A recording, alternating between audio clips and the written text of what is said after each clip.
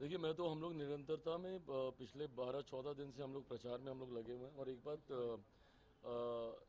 एक बात तय है, जहां भी हम लोग जा रहे हैं, जिस तरीके से एनडीए के पक्ष में रुझान देखने को मिल रहे हैं, इसमें कहीं कोई संदेह नहीं है कि इस बार एक मजबूत एनडीए की सरकार बनने जा रही है।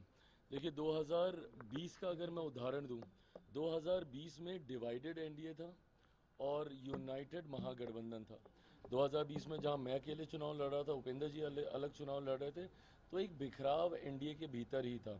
उसके बावजूद, भले थोड़े मार्जिन से ही सही, बट उसके बावजूद भी हम लोगों ने 2020 में भी एनडीए ने सरकार बनाई। बट आज की तारीख में तो परिस्थिति एकदम उसके ठीक विपरीत है। आज यूनाइटेड एनडीए है और डिवाइडेड महागठबंधन है, जो फ्रेंडली फाइट चल रही है। और आज शायद प्रियंका जी जा भी रही हैं उन सीटों पे। अब जिन जिन सीटों पे वो कांग्रेस के लिए वो प्रचार करने जा रही हैं, तो अपने ही गठबंधन के घटक दलों के विरोध में ना वो प्रचार करने जा रही हैं, तो इसका असर बाकी सीटों पे भी पड़ेगा ही पड़ेगा। तो यूनाइटेड एनडीए और डिवाइडेड महागठबंधन हम लोग को वो एक एक्स्ट्रा लीड देगा, जो शायद हम लोगों के संज्ञान में नहीं थी। हम लोग ये ज़रूर मान के चल रहे थे कि हम लोग पौने 200 तक आराम से हम लोग टच करेंगे।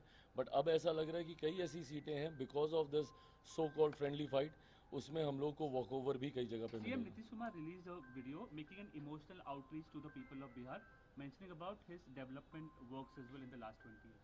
No, so it's not an emotional outreach. It is what he has done over the years, and this is something that no one can take away from him.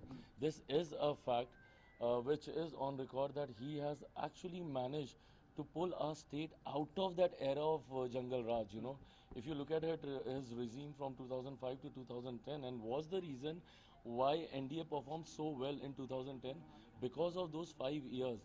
And then gradually over the years, the way he has shaped our state in a way that now we can actually think about taking that bigger leap of becoming a developed state now.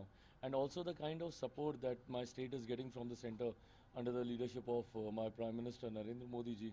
So I think this is a beautiful combination. We are working hand in gloves, the central government and the state government, and I think all these things were mentioned by him in the video that he released this morning. Thank you very much.